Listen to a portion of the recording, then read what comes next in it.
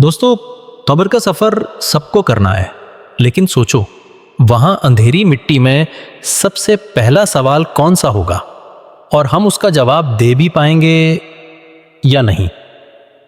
नबी अकरम सल्लल्लाहु अलैहि वसल्लम ने हमें खबर दी है कि जब इंसान को कब्र में दफनाया जाता है और लोग वापस लौट जाते हैं तो उसके पास दो फरिश्ते आते हैं जिन्हें मुनकिर नकीर कहा जाता है। वो फरिश्ते बंदे को बिठाकर 3 सवाल करते हैं। पहला, तेरा रब कौन है? दूसरा, तेरा दीन क्या है? और तीसरा, इस शख्सियत के बारे में क्या कहते थे, यानी मोहम्मद सल्लल्लाहु अलैहि वसल्लम।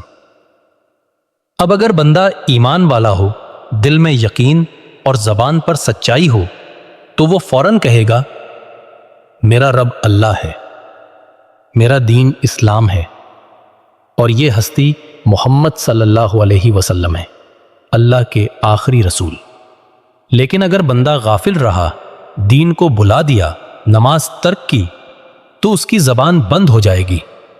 वो बस कहेगा मुझे मालूम नहीं। ऐसा जवाब उसकी कब्र को तंग कर देगा और वो अजाब में मुब्तला हो जाएगा।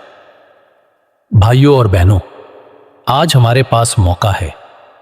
आज हम अपने ईमान को मजबूत कर लें, कुरान और सुन्नत को थाम लें, नमाज कायम कर लें और नबी सल्लल्लाहु अलैहि वसल्लम की मोहब्बत दिल में बसा लें, ताकि कुल कब्र के ये सवालात हमारे लिए आसान हो जाएं।